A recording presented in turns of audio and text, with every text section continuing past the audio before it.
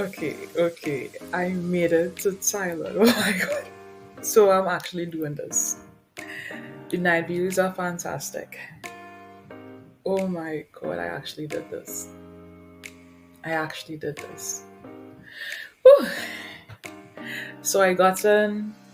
It was simple. Like walking in, everything was in English. It was easy to navigate, and these trolleys are free.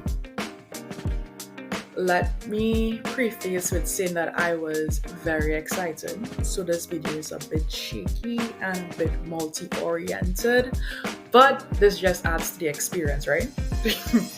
This little divider here by the escalator threw me off a little bit because I had to squeeze through. Oh, I didn't have to squeeze through, but I am clumsy, so it did scare me a little bit. And because we all know that I'm a bit, how would I say it? I'm a bit challenged with orientation. I had the guard, advise me and confirm that I was indeed on the correct train to go where I needed to go to. Because, my coordination is total shit. But it was a simple enough journey. Look how this guy watching me. I'm just trying to be this vlogger. Come on, let me be great. I'm still getting the hang of this vlogging thing, but it's part of the process. Again, excuse the shaky video. I started to head to immigration, and this is where things kinda got iffy for me. So coming up here, I actually can't record. There's a sign saying no video footage allowed, so I couldn't.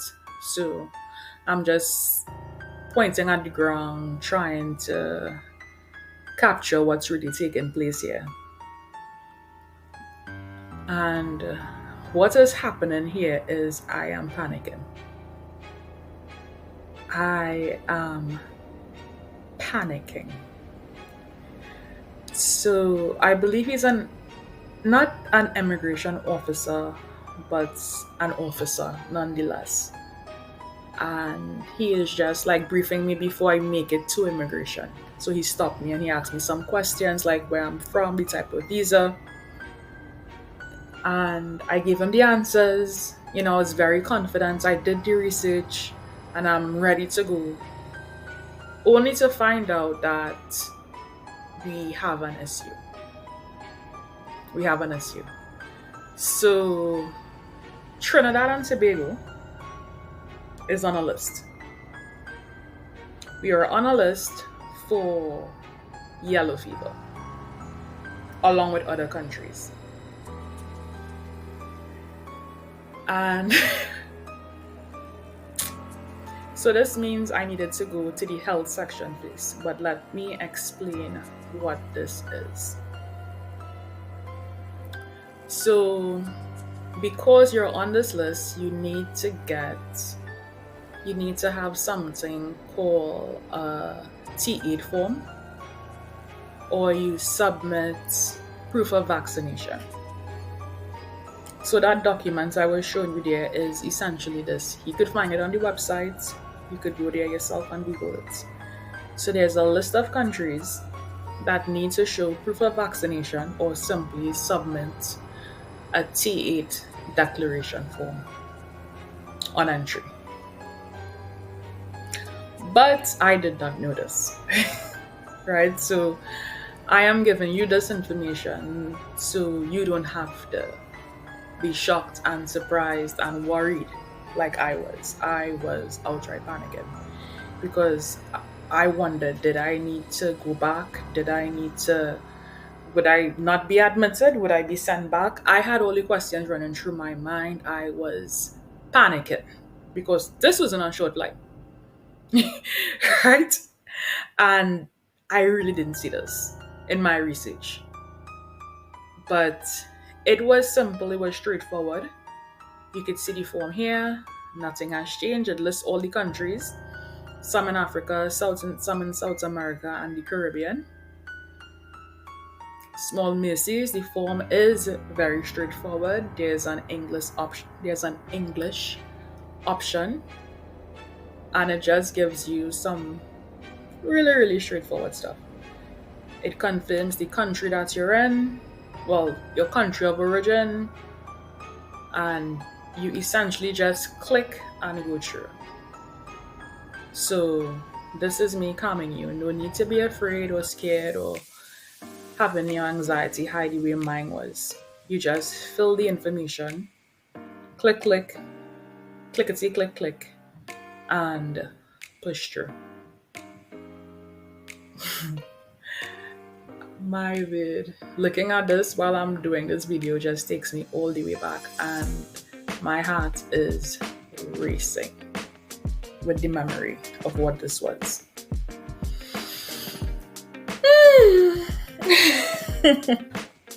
But yeah, this was the process.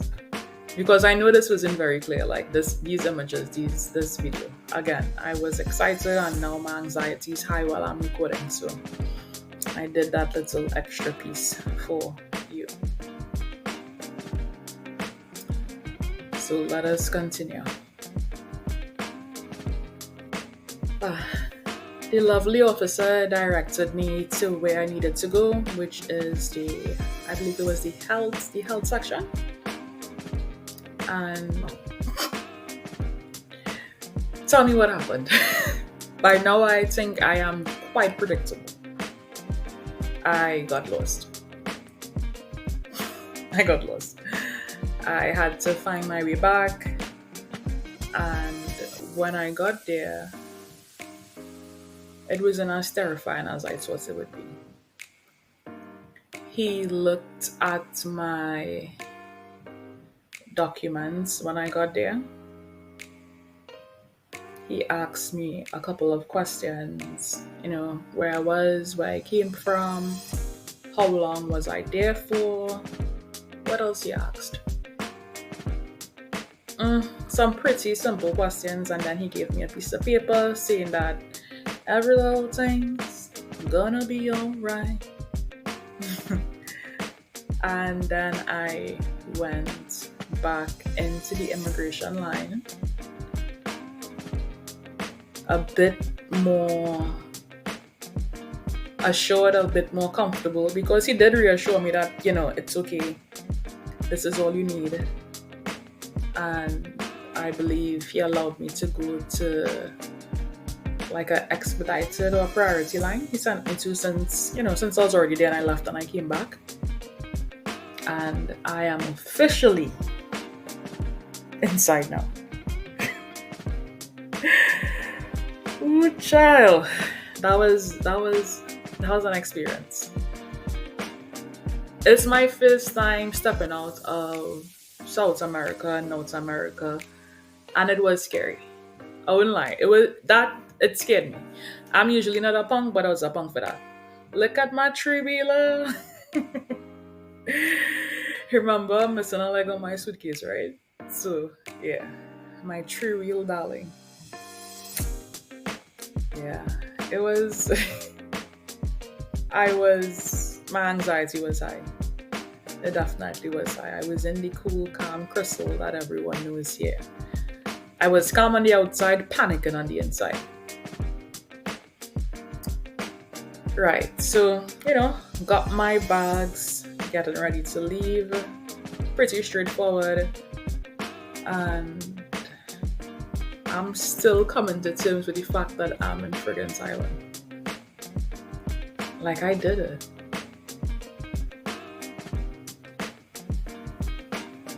Wow.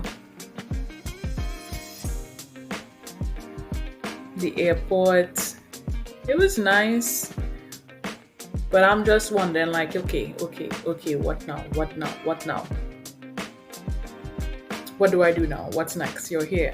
Okay, call this one, do this, do that. Check how far the hotel is from the airport.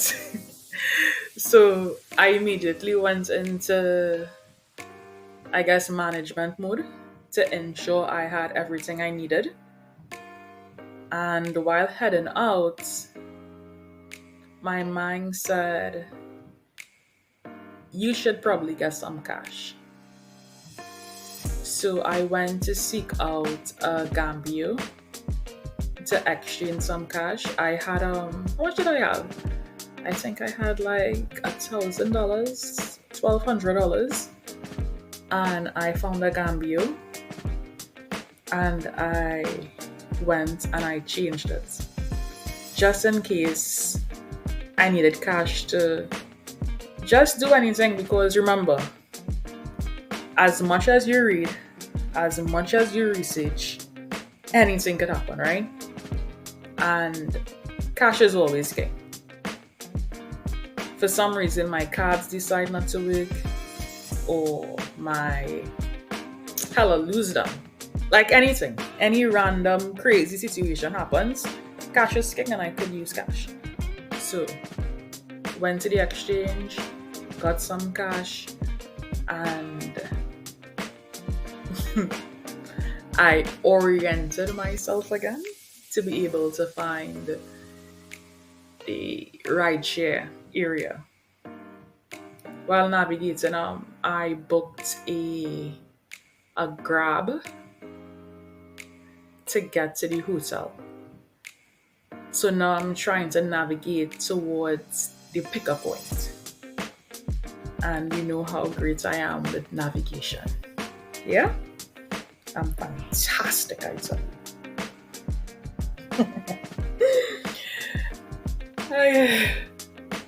Eventually, I make my way into the actual waiting area for the ride shares. I loved how it was laid out.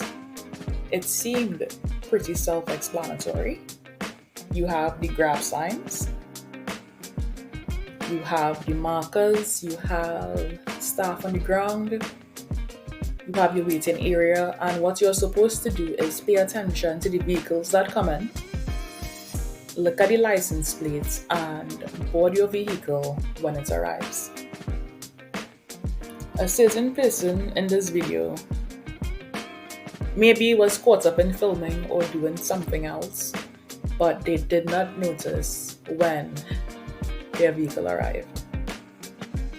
And an attendant assisted me and made me aware of my error and guided me towards my Grab.